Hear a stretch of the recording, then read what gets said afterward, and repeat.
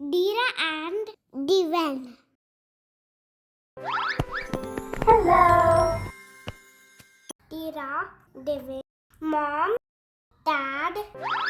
Let's have fun together.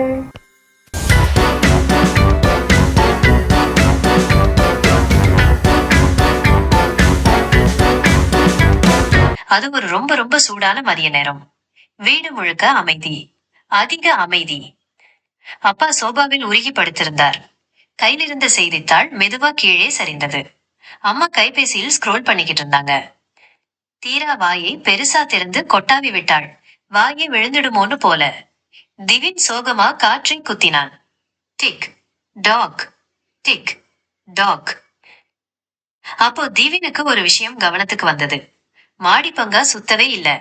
அவன் சின்ன விரலை நீட்டி சுவிட்சை அழுத்தினான். கிளிக். ஒண்ணுமே இல்லை.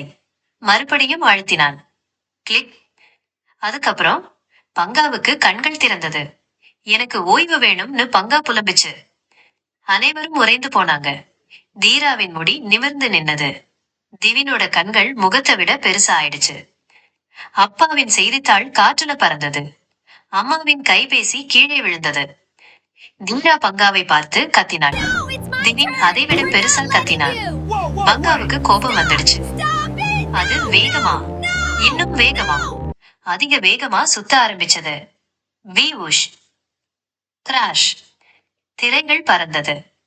தலையணைகள் துள்ளிச்சு. திவின் பந்தா மாதிரி தரையில் உருண்டான். தீரா மேசையை பிடிச்சு கத்தினார். அப்பா சோபாவிலிருந்து சறுக்கி விழுந்தார். முழு வீடும் புயலா மாறிடுச்சு. அப்போ கிளிக். அம்மா அமைதியா சுவிட்சை ஆஃப் பண்ணாங்க. அமைதி.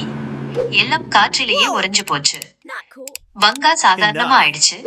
தீரா திவின் ஒருத்தரை ஒருத்தர் பார்த்து மெதுவா சிரிச்சாங்க. அப்பா தலையை குத்திக்கிட்டார். அம்மா சிரிச்சாங்க. அடுத்த நொடி வர் பங்கா தானா சுத்த ஆரம்பிச்சது. சின்ன குரல் சொன்னது பாய். தீரா திவின் இரு திசைகள்ல ஓடினாங்க. வீடு முழுக்க சிரிப்பே சிரிப்பு. சில நேரம் எதுவும் செய்யாம இருந்தாலே அதிக சிரிப்பு வந்துடும்.